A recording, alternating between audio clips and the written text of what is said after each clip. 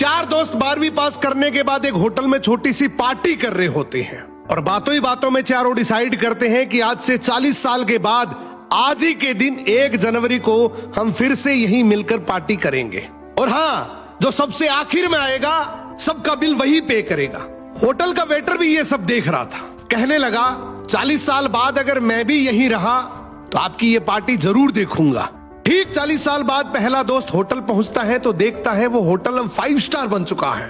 अब वहां पर सब कुछ बदल चुका है। तो एक शख्स उसे पहचान जाता है और कहता है सर बैठिए, मैं आपको पहचान गया, मैं वही वेटर हूं जो अब इस होटल का मालिक बन चुका हूं। वो कहता है क्या बात है। इतने में दूसरा दोस्त आ जाता है। दोनों की बातचीत शुरू होती है कि बिजनेस ग्रो कर गया, सब कुछ अच्छा चल रहा है। दोनों अपनी अपनी बातें शेयर कर ही रहे होते हैं कि तीसरा दोस्त भी पहुंच जाता है, लेकिन चौथा दोस्त अब भी नहीं आया। तो जो सेठ होता है वो कहता है आप ऑर्डर कीजिए, मेन्यू में खाना वगैरह सेलेक्ट कीजिए, इतने में आपका दोस्त भी आ जाएगा। अब खाना भी लग गया। वेट करते करते काफी देर हो गई। उदास मन से ये तीनों दोस्त डिनर शुरू कर देते हैं। तीनों ने डिनर कर भी लिया, लेकिन चौथा दोस्त अब भी नहीं आया।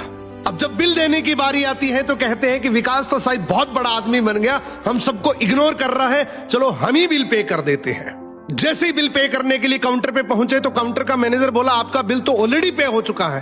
अब तीनों अपने चौथे दोस्त के ना आने की शिकायत करते करते होटल से बाहर निकले ही थे कि तभी एक सरकारी गाड़ी वहां आकर रुकती है।